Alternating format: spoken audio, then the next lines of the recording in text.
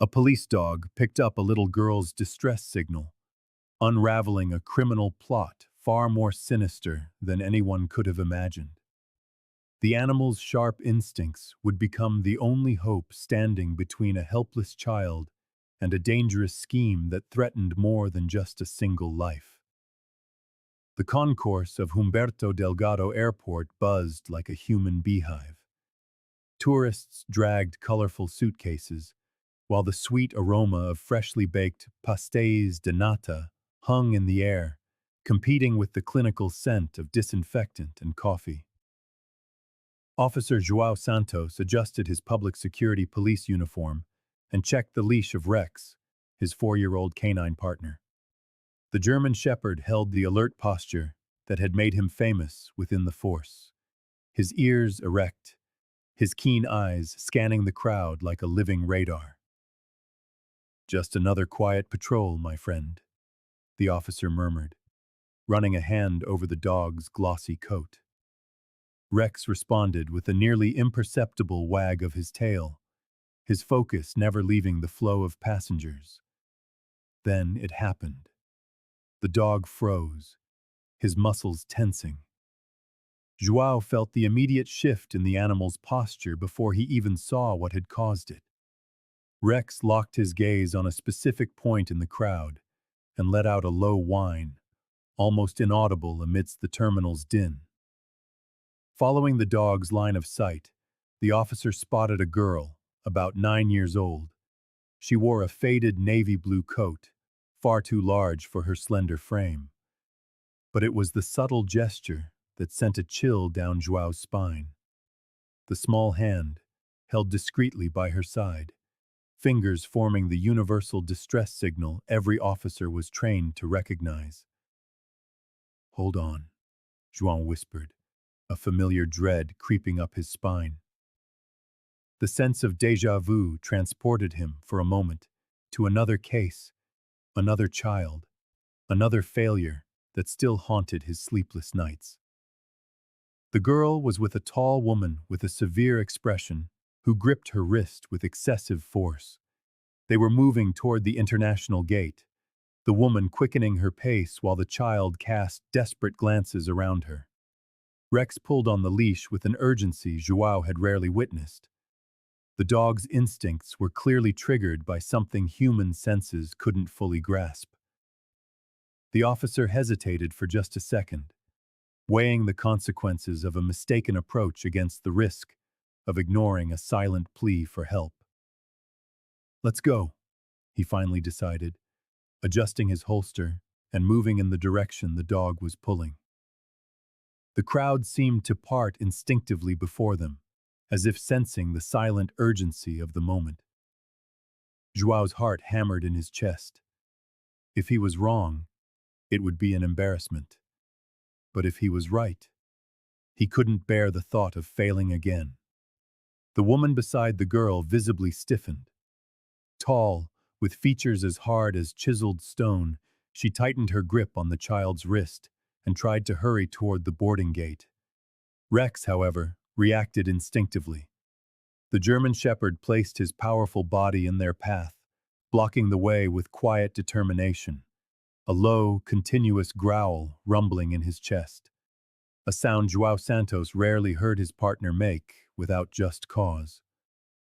"Good morning, ma'am. Your documents, please," the officer requested, his tone deliberately calm but firm. Years of experience had taught him that panic only breeds more panic.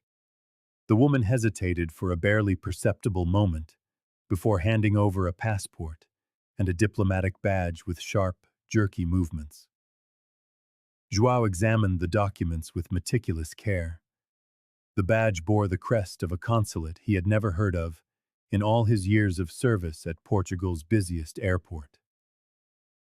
"Sophia is late for our flight," the woman declared in an accent that was difficult to place, trying to snatch the documents back. "We are diplomatic representatives. We have immunity." As the woman spoke, João noticed that the girl, supposedly named Sophia, kept her eyes locked on his. Her frightened gaze conveyed a silent desperation that starkly contrasted with her apparent stillness. She was trembling subtly, her small fingers clutching the strap of her children's backpack so tightly her knuckles had turned white. Despite her obvious fear, the child seemed determined not to look away, as if that eye contact was her only anchor of hope. Rex remained agitated, his snout pointing insistently toward the suitcase the woman was carrying. The police dog, normally disciplined during routine encounters, was showing an unusual restlessness that João could not ignore. "I'll need to verify these documents in the system," the officer explained, discreetly signaling a passing colleague. "It's just standard procedure." The girl swallowed hard, her eyes widening slightly as the woman squeezed her wrist even tighter. João saw a red mark forming on the child's delicate skin. "Please come with me," he said, gesturing toward a side office. "I promise this will be quick." As they walked across the concourse, João felt the weight of responsibility settle upon him. Those childish eyes carried a clear message that transcended any language barrier. It was a silent cry for help he could not ignore, even if it meant challenging diplomatic protocols. João Santos examined the badge under the cold light of the makeshift office in Humberto Delgado Airport. The small space, wedged between baggage storage rooms, served as a temporary security post. His trained eyes immediately spotted the subtle inconsistencies. The crest's details were slightly distorted, and the typography of the consulate's name had irregular spacing. "A high-level forgery," he muttered to himself, turning the document over in his hands. "But not a perfect one." Across the room, Rex couldn't settle down. The German shepherd was sniffing the air insistently, glancing from the woman's suitcase to the door where the girl waited with a social worker. The K9 let out small, anxious whines, as if trying to communicate something only his instincts could perceive. João picked up his phone and contacted his immediate superior, Inspector Gomes. "I have reason to believe this diplomatic badge is a fake," he explained, detailing the technical flaws he had identified. The response was swift and sharp. "Santos, don't stir up trouble with diplomats. We have enough tension with the embassies as it is. If the system didn't flag it, let it go." The officer felt his stomach drop. He hung up and watched the woman through the glass window. She stood rigidly, constantly checking her watch. The girl, meanwhile, sat with her head bowed, her small fingers nervously picking at the hem of her blue coat. Rex came closer and rested his snout on João's leg, looking up with eyes that seemed to understand far more than any human could. The officer stroked the dog's head, the conflict growing inside him. "What do you see that I can't, partner?" he whispered. The woman was now gesturing impatiently at an airport employee, demanding to be released. Her behavior clashed with the child's quiet fear. João felt the weight of the decision on his shoulders. On one side were direct orders and a risk to his career. On the other, Rex's unwavering instinct and the look in that little girl's eyes. "Fear disguised as submission," he murmured, standing up with renewed determination. "Sometimes following orders isn't the right thing to do." The officer adjusted his uniform and gave Rex a signal. The dog immediately sprang to attention.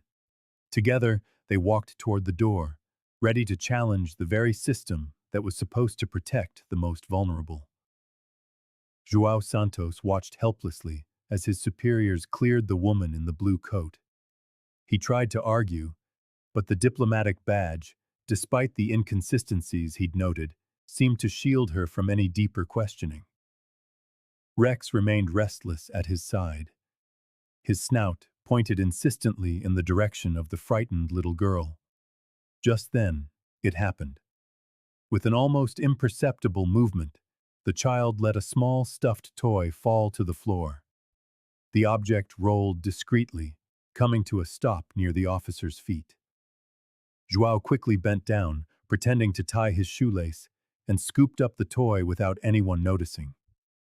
"Come on, Sophia," the woman said curtly, pulling the girl by the arm with disguised force. The officer waited until they were a safe distance away, and then, with his heart pounding, he examined the small teddy bear. His experienced fingers soon found a seam in the fabric. From it, he pulled out a carefully folded piece of paper. The message, written in a child's trembling hand, made his blood run cold. "My name is not Sophia. My brother is scared." João felt the weight of the revelation like a punch to the gut. This wasn't just an unfounded suspicion. Something very real was happening. He looked at the German shepherd, who kept his eyes fixed in the direction the girl had gone, as if he could still smell her fear. "You were right all along, partner," he murmured, quickly tucking the note into his inner pocket. An icy chill ran down his spine as the implications became clear. A kidnapped child, possibly two, passing through an international airport with forged documents. And now, this fragile proof was the only link to the girl's true identity. The officer knew he couldn't take this to the superiors, who had just let the suspect walk free. He would have to investigate on his own. He stroked Rex's head, drawing comfort from the animal's loyalty. "We can no longer pretend this is just a bureaucratic error," he whispered, the weight of responsibility growing with every second. João glanced at the clock and made a decision. It was going to be a long night, and the fate of two children depended on his next moves. João Santos spent the night wide awake, staring at a monitor in the airport security room. He rubbed his tired eyes as he replayed footage from the last 72 hours. Rex lay beside him, but he was far from resting. The German shepherd panted irregularly, lifting his head every few minutes as if sensing something invisible. "What is it, partner? You feel it too, don't you?" João murmured, stroking the dog's fur. On the screen, a monotonous stream of people moved through the terminals. It was then that the officer noticed a disturbing pattern. The woman in the blue coat appeared in recordings from 3 different days, always in different airport terminals. More alarmingly, on each occasion, she was accompanied by a different child. "My God," he whispered, leaning forward. João magnified the images and noticed another unsettling detail. The woman presented different credentials each time she passed through. Sometimes a diplomatic badge, other times official-looking documents that seemed to intimidate the security agents. The system never held her for more than a few minutes. Rex suddenly stood up, growling at the frozen image on the screen. The dog's instinct seemed to confirm the officer's growing suspicions. "You were right from the start," he said, petting the animal. João began to jot down times, dates, and the children's descriptions. The scale of the operation was taking shape before his eyes, an organized trafficking ring operating in plain sight, protected by professionally forged documents. Fear for the girl and her brother grew like an icy wave. How many other children had already passed through those gates? He reached for his phone to call an old contact, a retired journalist, but hesitated when he saw the clock read 3:20 in the morning. Rex rested his head on his partner's knee, as if understanding his anguish. "We'll start early tomorrow," João decided, saving the footage to a personal device. "I'm not going to let them take another child." João Santos arrived at the station with Rex still restless at his side. There was a tension in the air that hadn't been there the day before. When he asked for Security Officer Martins, the guard who had assisted him at the airport, he was met with averted gazes and evasive answers. "He didn't show up for his shift today," a colleague informed him, avoiding eye contact. No one's been able to reach him since last night. The officer's stomach tightened. Martins was known for his punctuality. In 15 years, he had never missed a shift without notice. João decided to check the body camera footage from the encounter, hoping to find a detail he might have missed. Sitting at the monitoring station, he entered his credentials and searched for the previous day's files. The screen displayed an error message, "File not found." He tried again, with the same result. All records from that specific time period had vanished from the system. "This isn't normal," he muttered to Rex, who watched the screen intently. "Someone deliberately deleted these files." The officer tried to access the automatic backup, but was met with another block. Whoever had removed the images knew the internal security protocols intimately. A chill ran down João's spine. It meant someone inside the corporation was involved in the scheme. Determined to dig deeper, he made his way to the small room Martins used to store his belongings. Rex followed, his nose to the ground, intensely sniffing every inch of the path. As they reached the door, the German shepherd's demeanor changed drastically. The dog began to bark loudly, scratching at the door with his front paws. The fur on his neck bristled, and he let out anxious whines, as if sensing something beyond human perception. "What is it, boy? What do you smell?" João asked, stroking the animal's head to calm him, but to no avail. When he finally managed to open the door, he found the room impeccably tidy, too clean for a sudden departure. In the trash bin, there was nothing but the gray ash of burned papers. Rex darted toward one of the lockers and continued to bark frantically. João Santos felt the weight of reality crash down on him. He wasn't dealing with common criminals, but with a sophisticated organization, one with powerful connections. Martins's disappearance and the scrubbing of evidence were clear signs that they were one step ahead of him. "They know we're investigating," he whispered, watching Rex desperately claw at the locker door. "And time is running out." After 3 days of relentless searching, João Santos finally found a lead. The Helping Hands Foundation in Braga. The public security police officer drove for nearly 2 hours with Rex restless in the back seat, sniffing the air as if he could already sense something was wrong. The foundation occupied an old house on the outskirts of the city, with a well-tended garden that starkly contrasted with its empty, impersonal interior. João immediately noticed the inconsistencies.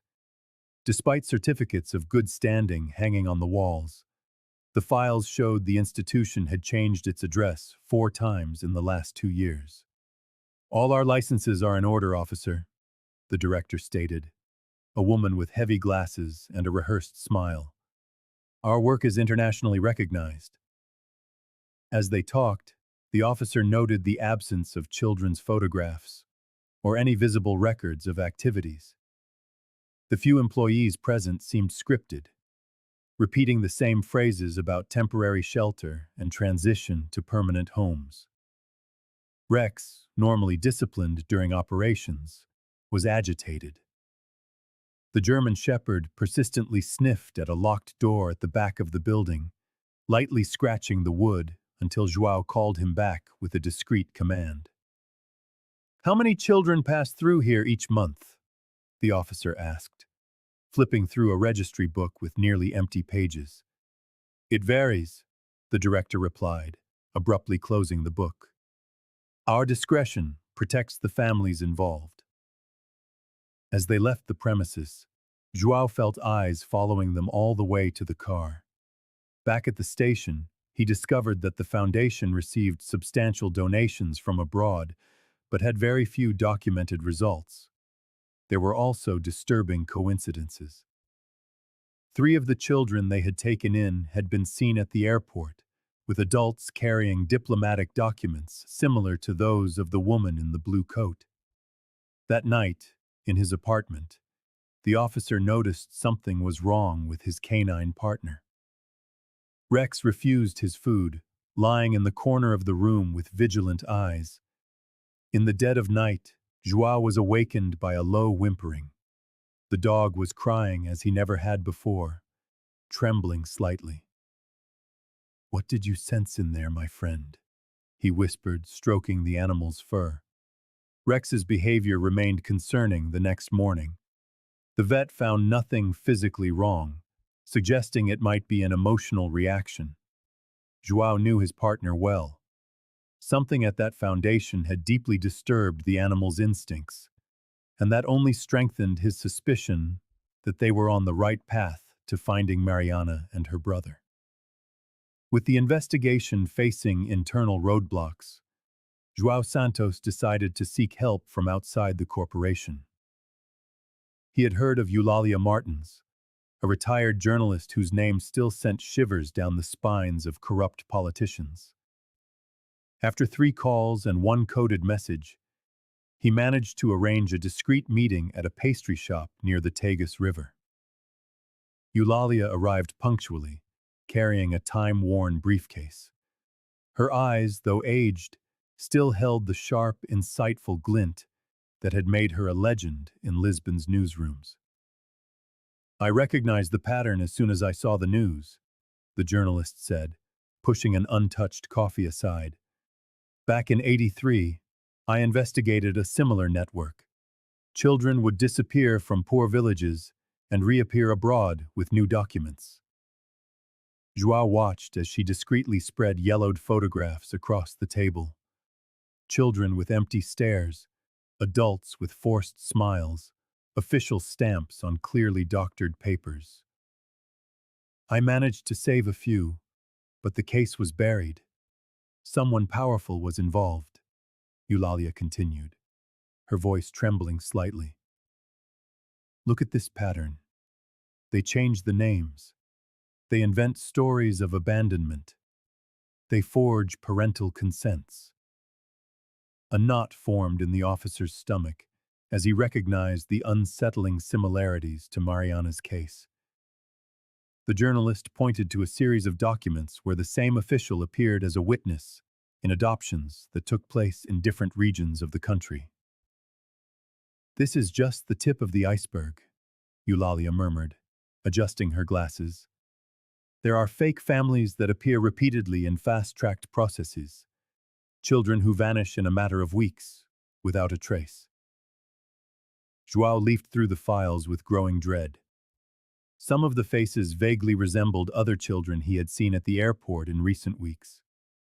Rex hadn't been wrong. There was a systematic operation happening right under their noses. "Why show me this now?" he asked, already sensing the answer. The old woman closed her briefcase with a heavy sigh. "Because I've never forgiven myself for the ones I couldn't save.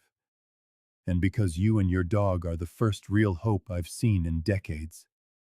Leaving the meeting, João felt the weight of responsibility settle even more heavily on his shoulders. The net was closing in, not just on the investigation, but on Mariana and her brother. He had to act fast, before more children disappeared into the bureaucratic labyrinth of forged adoptions. Time was running out, and he now knew he was facing something far bigger than he had ever suspected. João Santos's phone vibrated at 3 in the morning. Groggy, the officer fumbled for it on the nightstand, finding the message that would change the course of the investigation. It was an anonymous tip, short and precise. "The girl's name is Mariana Oliveira, not Sofia. Look in the parish of São Vicente, village of the olive trees, in the south. There is a golden olive tree. Be careful who you trust." João sat up in bed, wide awake. Beside him, Rex was breathing with difficulty, still recovering from the stress of the past few days. The officer stroked the German shepherd's fur, worried about his weakened state. "We're going to find her, boy," he whispered, as he frantically typed on his computer, searching for information about the village. In the morning, João packed a small bag.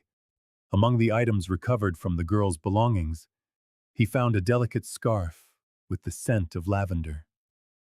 He held it to Rex's nose and the dog sniffed it with interest, despite his evident exhaustion.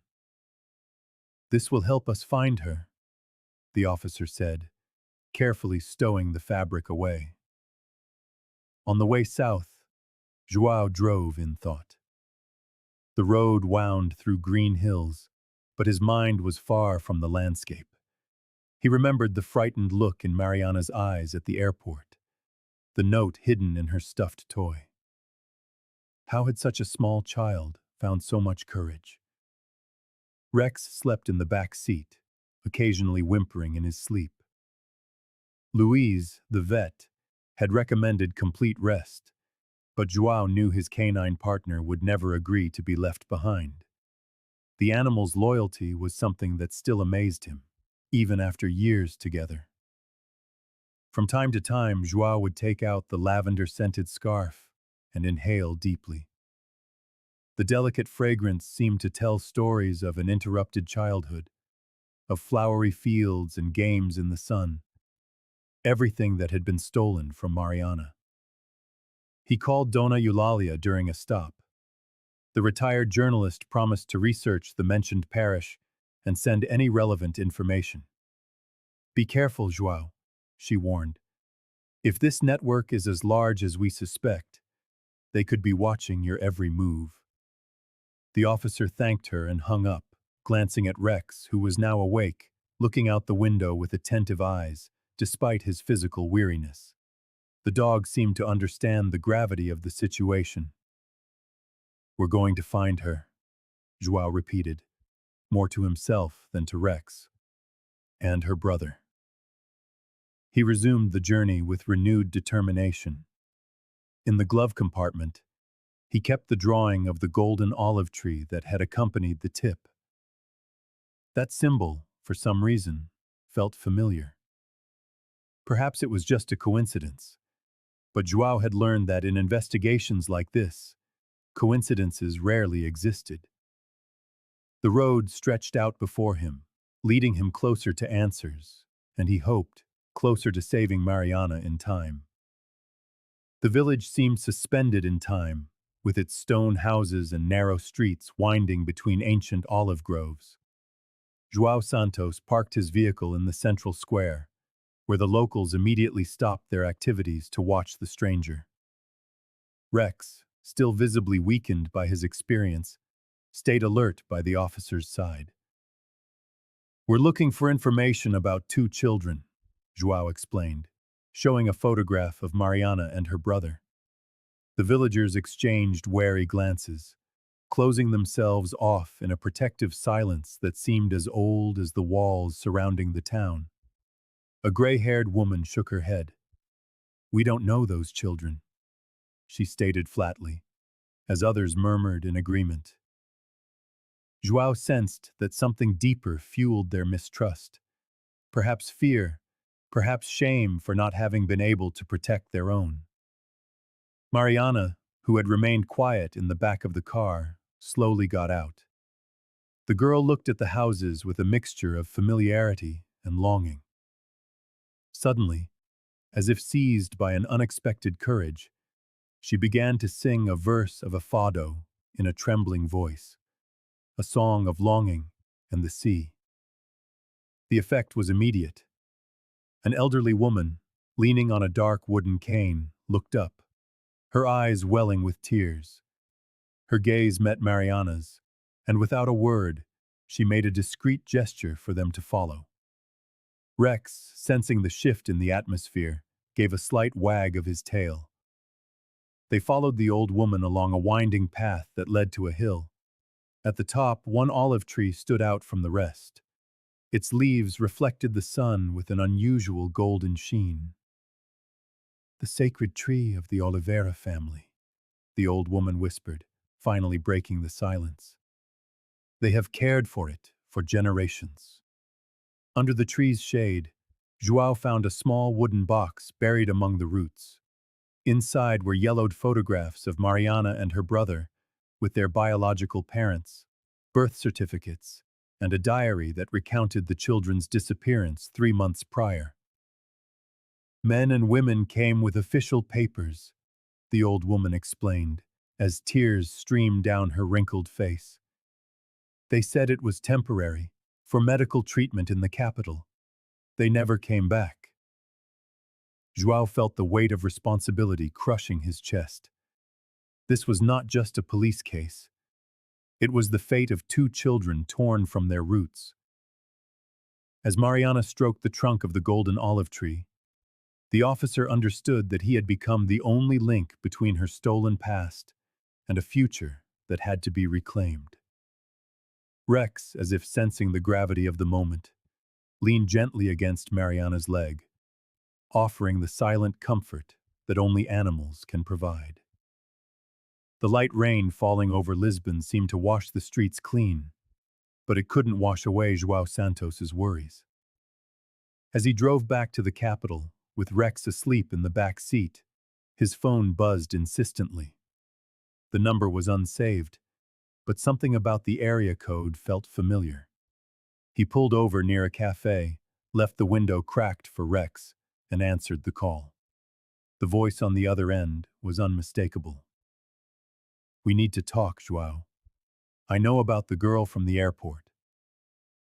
2 hours later, João met Pedro Costa in a discreet restaurant near the Tagus. The ex-cop had the same piercing gaze as before, but now he carried a scar on his face that hadn't been there when they worked together. Rex, still weak, remained alert by his owner's side, eyeing his old partner with suspicion. "I have information on the network behind the woman in the blue coat," Pedro said, sliding an envelope across the table. "But I'm not doing this for free." João opened the envelope discreetly. Photos, documents, names, information too valuable to ignore. "What do you want in return?" Pedro took a sip of his coffee before answering. "Remember the Figueiredo case? I need a few details in that report to be adjusted." The Figueiredo case. João's stomach tightened. It was the investigation that had led to Pedro's dismissal from the force. Accusations of planted evidence, intimidated witnesses. At the time, João had testified against his partner. "You're asking me to falsify an official document," João stated, feeling the weight of the choice he had to make. "I'm asking you to right a wrong," Pedro retorted. "I never planted that gun, and you know it." Rex whimpered softly, as if sensing his owner's anguish. The German shepherd, though debilitated, kept his eyes fixed on Pedro, as if assessing his sincerity. João thought of Mariana and her brother, of the other children who might be in danger, of the network that seemed to have its tentacles everywhere. He needed that information. "I'll see what I can do," he finally replied, tucking the envelope away. "But I'm not promising anything." Pedro smiled, satisfied. "That's enough for now. There's more where that came from when you hold up your end." Leaving the restaurant, João felt the weight of his decisions settle on his shoulders. Rex padded slowly beside him, glancing back occasionally, as if he too carried the burden of the choice just made. "We're treading on dangerous ground, my friend," João murmured, stroking the dog's head. "But it might be the only way to find them." After days of meticulous analysis of the security recordings, João Santos finally identified the woman in the blue coat in footage from another terminal, captured weeks before the incident with Mariana. A chill ran down the agent's spine as he watched the pattern reveal itself to his tired eyes. The suspect was no novice. The footage showed her operating under at least 5 different identities in recent months, always accompanied by children with frightened expressions. Most disturbing was the ease with which she passed through security checkpoints, especially in the diplomatic sectors, where she was rarely questioned. "How does she manage this, time and time again?" João muttered to Rex, who lay beside him, his eyes fixed on the images on the screen. The German shepherd let out a low whine, as if sharing his partner's frustration. Donna Eulalia, who had brought them coffee, pointed to a detail in the footage. "Look there. It's always the same immigration officer letting her pass." João enlarged the image and recognized the face. Antonio Lopez, a senior immigration official with over 20 years of service. The officer quickly accessed the internal system and discovered that Lopez had been on duty every single day the woman in the blue coat had been caught on camera. "This is no coincidence," the agent concluded, feeling the gravity of the discovery. Further checks revealed that Lopez had privileged access to the entry and exit registration systems, allowing him to easily manipulate documentation and erase digital trails. Eulalia leafed through her old files. Back in the 80s, there was an immigration official involved too. The method is the same, they've just modernized their tools. João's phone vibrated with a message from Pedro Costa. "Lopes has an undeclared country house in Sintra, registered in a foundation's name." A cold dread settled deep in the officer's bones as the connections formed. The network was far larger and more deeply rooted than anyone could have imagined. This wasn't just one woman kidnapping children. It was a sophisticated operation with accomplices in strategic government positions. "We need to be extremely careful," João warned, stroking Rex's head. "If Lopes finds out we're onto him, the whole scheme could vanish, along with the children." The police dog rose to his feet, as if sensing the urgency of the situation. Donna Eulalia nodded gravely, putting away her files. "And how long has this been happening, right under our noses?" she asked, her voice trembling with indignation. João looked again at the images of the woman in the blue coat leading frightened children through official airport corridors, with the silent complicity of Antonio Lopez. "Too long," he replied, his voice hard with the resolve to dismantle that network, no matter how high the connections reached. Rain lashed against the precinct windows as João Santos finished organizing the case files. It was well past midnight when he heard a faint whimper coming from the K9 rest area. His heart froze when he found Rex collapsed on the floor, trembling and foaming at the mouth. "Hang on, we're on our way!" João shouted into the phone, scooping the German shepherd into his arms and carrying him to the car. The heavy rain obscured his vision, but he drove like never before, feeling the heavy weight of his four-legged partner on the back seat. Dr. Luis Ferreira was already waiting at the door of the veterinary clinic, gloves on and equipment ready. "A fast-acting poison," the vet diagnosed after the initial examination. Whoever did this knew exactly what they were doing.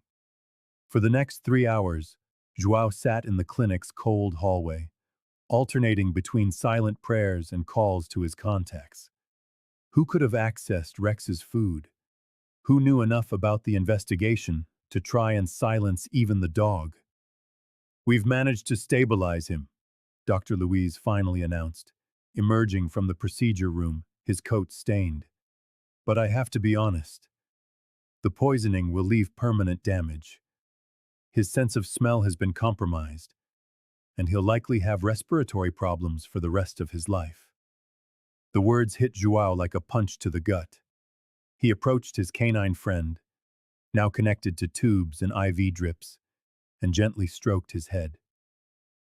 Rex opened his eyes for a moment, recognizing the familiar touch. "Whoever did this knew he was our main weapon in this investigation," João murmured, a cold anger building inside him. "Without his nose, we've lost our edge." The vet placed a hand on the officer's shoulder. "He's strong, João. He survived the worst of it, but he'll need special care from now on." The next morning, Donna Eulalia appeared at the clinic with coffee and pastries. The retired journalist had tears in her eyes when she saw the dog's condition. "They're desperate to stop us," she observed. That means we're on the right path. João nodded, his jaw set. I'm calling the shelter where Mariana and her brother are staying. We need to reinforce their security immediately. That rainy afternoon, as Rex fought to recover, João made a silent vow to his sleeping partner. He didn't care who was behind this, or how powerful they were. He would not back down a single inch. The attack on Rex wasn't just a crime against an animal. It was a declaration of war. And now, more than ever, João was ready to protect Mariana, her brother, and all the other children still in the hands of that criminal network, even if it cost him his career or his life. In his quiet apartment, João Santos spread the documents across the kitchen table. The evidence Dona Eulalia had gathered formed a disturbing mosaic. The retired journalist had mobilized old contacts, people who had never forgotten her commitment to the truth. Look at this, Eulalia said, pushing a yellowed folder toward him. International adoptions with no official record, all facilitated by the same consulate. João examined the papers carefully. A consulate employee, risking her job, had provided copies of irregular case files, swapped names, altered dates, forged signatures. It all pointed to an organized scheme. A knot formed in the officer's stomach as he recognized the pattern. It was just like Mariana's case. His cell phone rang, shattering his thoughts. It was the precinct. Immediate meeting, the curt voice on the other end informed him. The superintendent wants to see you now. When he arrived, the atmosphere in the room was heavy. 5 men in suits were waiting in a room that was normally empty. João recognized 2 of them as representatives from the Ministry of Foreign Affairs. Agent Santos, the superintendent began, we are concerned about your personal initiative in this case. One of the men in suits slid a folder across the table. There are delicate diplomatic interests at stake. We cannot allow one agent and his dog to compromise years of international relations.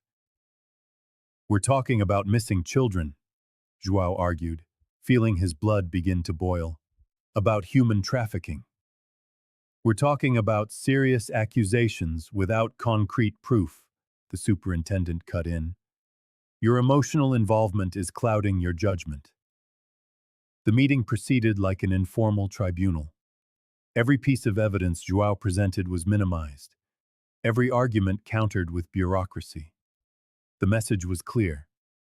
Drop the case or face suspension. We will consider your explanation, the superintendent concluded, in a tone that suggested the opposite. João left the room with his shoulders slumped. In the hallway, a small figure was waiting. Mariana, accompanied by a social worker, was there to give a formal statement. Upon seeing the officer, the girl ran and impulsively hugged him. The social worker started to intervene but stopped when she saw the genuine nature of the gesture. Don't give up on us, Mariana whispered, her eyes welling with tears. João felt something both break and mend inside him, a mixture of outrage at the system and tenderness for this child's trust. He knelt to meet her gaze. Never, he promised, a renewed sense of purpose surging through him. Rex and I won't give up. As the girl walked away with the social worker, João knew he had just crossed a line. This was no longer just an investigation. It was a personal mission. His small hand trembled as Tiago Oliveira, Mariana's brother, held out the worn shoe to João Santos. The boy, who until then Mantan had barely spoken half a dozen words since his rescue, stared at the officer with a mixture of fear and hope. I found this hidden in the closet at the big house, the boy whispered. João carefully retrieved a folded piece of paper from inside the shoe. The agent's heart quickened as he unfolded the note. On it was a meticulous list of names and dates, written in a child's hand, but neatly organized. A quick search on his phone confirmed his fears. Each name corresponded to a child reported missing over the last 18 months. Some had been declared as part of international adoptions. Others had simply vanished from the records. "Tiago, did you know these children?" João asked, keeping his voice calm so as not to frighten the boy. The child nodded slowly. They stayed in the blue room before they left. The woman said they were going to new families. At the temporary shelter where the children were staying, Miguel Oliveira watched the interaction with keen eyes. The volunteer, who had only been working there for 6 months, had developed a special connection with Tiago. While other adults had tried and failed to get the boy to open up, Miguel had achieved small, daily victories. A shy smile here, a whispered word there. "He's a very good artist," Miguel commented, approaching cautiously. "Especially maps. I think he has a photographic memory." João looked at the volunteer, surprised. "Maps?" Miguel nodded, pulling a few folded drawings from his pocket.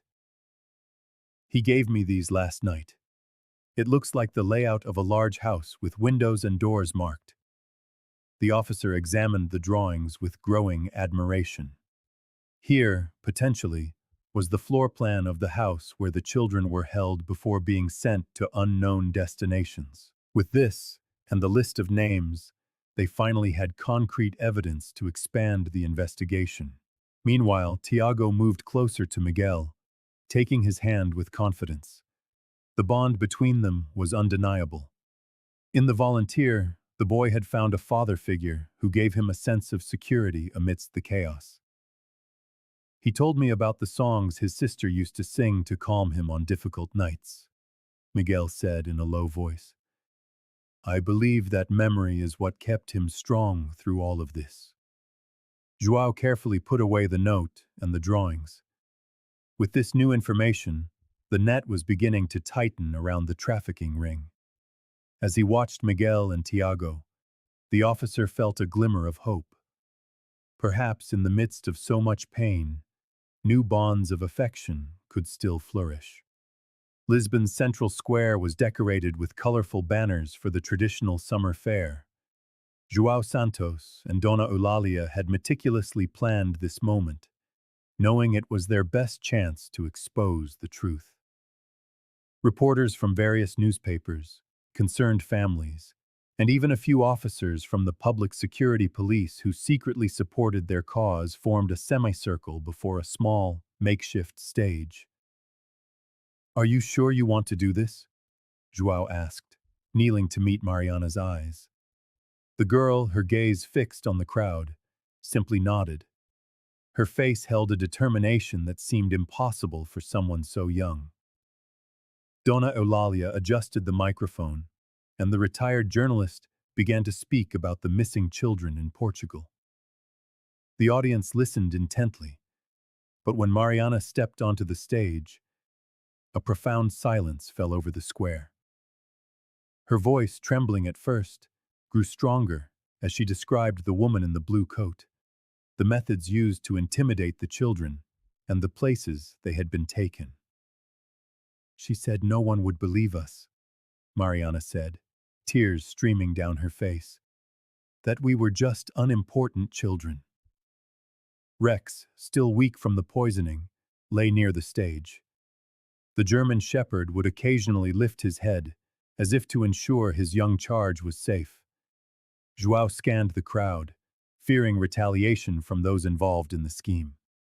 It was then that the unexpected happened.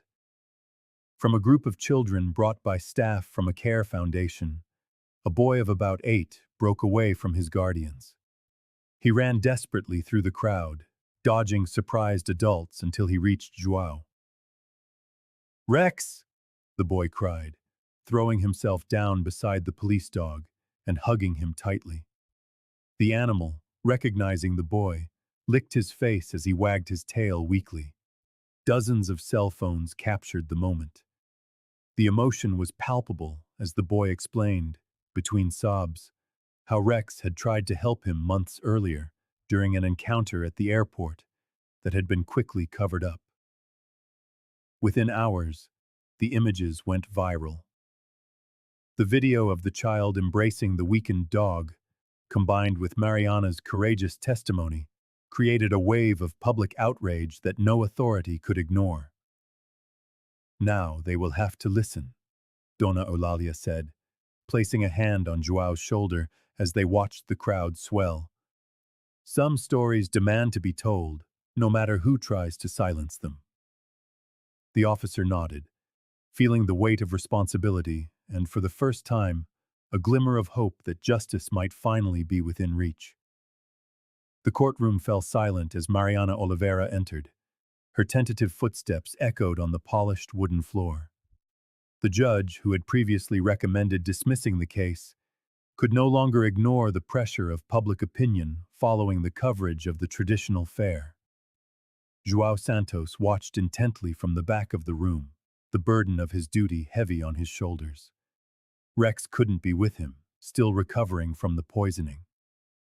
Dona Eulalia held the girl's hand, offering her courage with a quiet smile.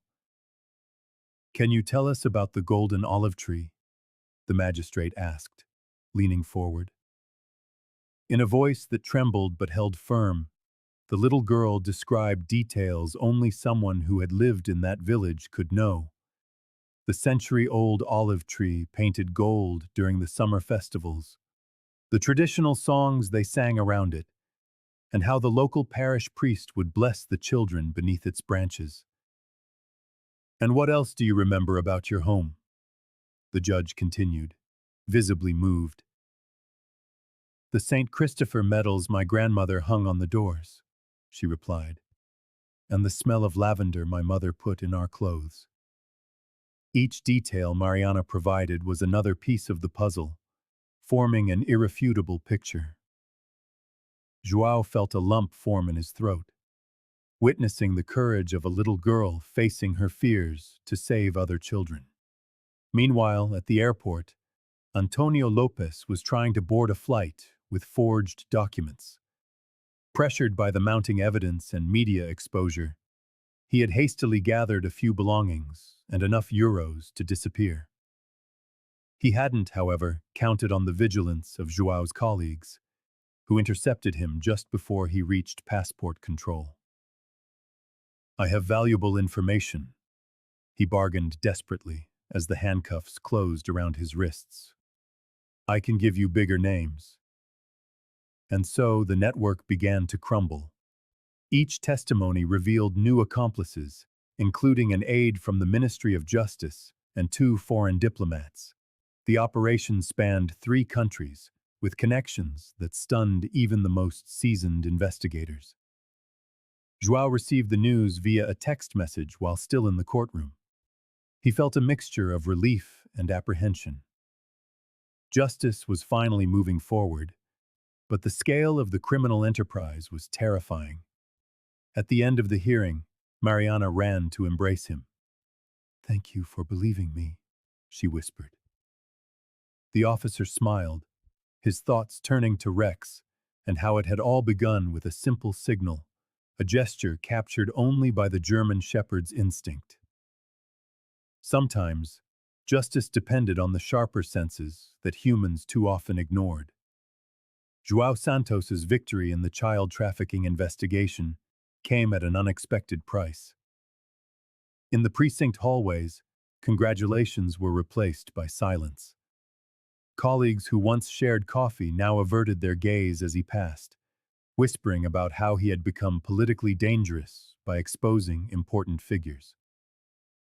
On a cold morning, João found an anonymous note on his car's windshield. "You don't know who you've messed with." It was not the first threat, nor would it be the last. The following week, he had to install security cameras at his home and change the locks after noticing signs of a break-in attempt. The officer began to vary his daily routes and check his vehicle before getting in.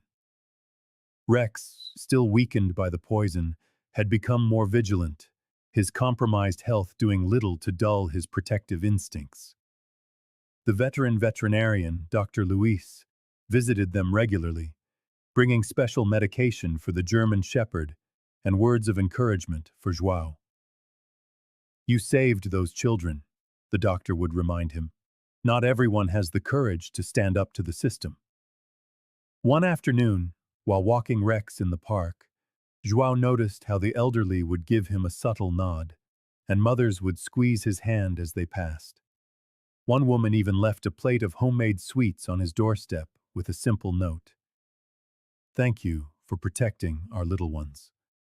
At the station, his chief maintained a professional distance, but once let slip, Santos, you've complicated my life, but we all sleep better knowing those children are safe.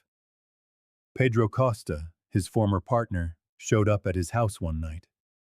You did what I never had the courage to do, he confessed, handing João a file with more informations on other potential suspects. Use this wisely.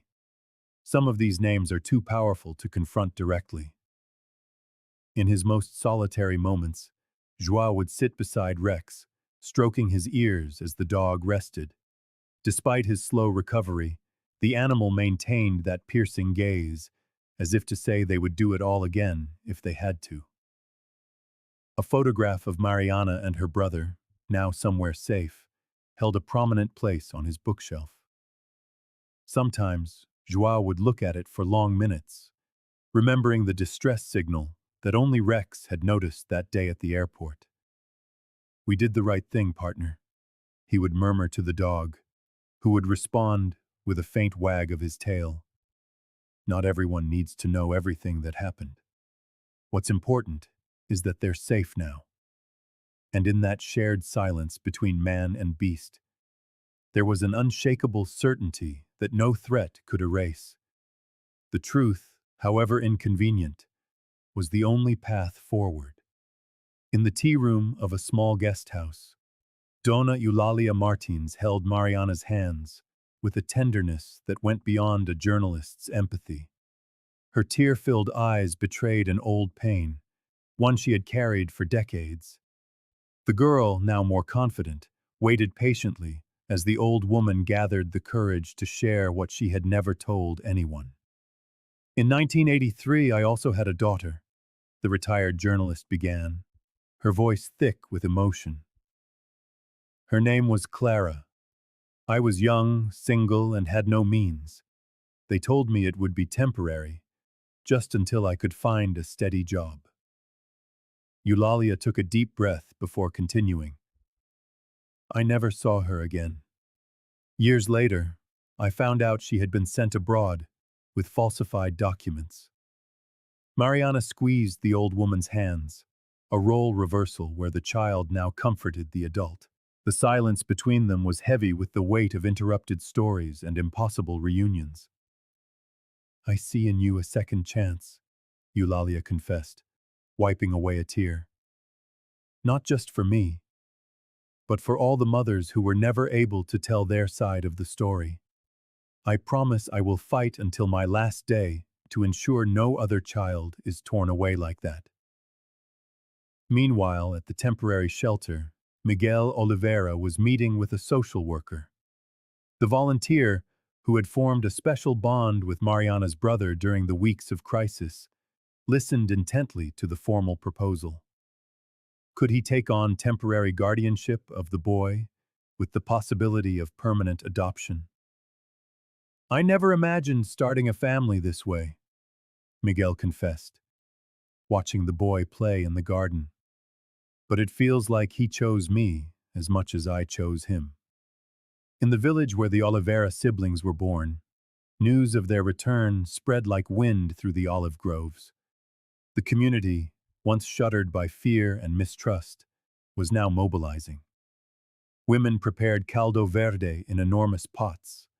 Men set up tables under the ancient trees, and children rehearsed traditional songs. This land has a memory, an elderly woman explained to João Santos as he watched the preparations. When one of our own comes home, we celebrate as if the rains have returned after a long drought. The impromptu festival became a symbol of reconciliation. under the golden light of the Portuguese sunset, Mariana and her brother were welcomed back to the place that should have always been their home. Amid the chords of Portuguese guitars and the comforting aroma of green soup, a new hope was born, not just for two rescued children, but for an entire community that was learning to trust again. The case was closed discreetly, without the sensational headlines that usually accompany investigations of this magnitude. To João Santos, that was the highest form of praise. He had never sought public recognition, only the certainty that he had done the right thing. In a private ceremony at the Public Security Police headquarters, the officer received a medal for bravery from his commander, who also murmured an apology for the obstacles placed in his path during the investigation. Rex, still recovering, stood by his partner's side throughout the ceremony, his new leather collar gleaming under the lights. The vet had been clear. The dog would never fully regain his former strength, but he could live a good, long life. The neighbors, who had followed the saga on the news, began leaving treats and thank you notes on João's doorstep. Mariana Oliveira and her brother, finally reunited and protected by strict legal measures, began a new life. The boy was officially adopted by Miguel Oliveira, the volunteer who had formed such a special connection with him at the shelter. The girl returned to her village in the south, where the once wary community now welcomed her with open arms, seeing her as a symbol of their own collective redemption. Dona Eulalia visited them often, bringing books and recording their stories. The retired journalist found, in her relationship with the children, a purpose that filled the void left by the daughter she had lost decades before. During one visit, as they stood together before the golden olive tree that had become a symbol of their resilience, she held Mariana's hands and said in a heartfelt voice, "You know, little one, sometimes a single glance, a single instinct, is all it takes to change everything." Antonio Lopez and his accomplices faced a quiet but severe trial. Pedro Costa, surprisingly, testified against the network in an apparent act of personal redemption. The woman in the blue coat, identified as a citizen of multiple countries, vanished before she could be captured, but her face was now flagged in every security system across Europe. João returned to his routine at the airport, more attentive than ever to the smallest signs. Rex, despite his physical limitations, remained alert at his side. Together, they knew that other Marianas might need them at any moment, and they would be ready. For they had learned that in the silence of a frightened glance, there are truths that only the most vigilant and the most pure of heart can ever hope to see.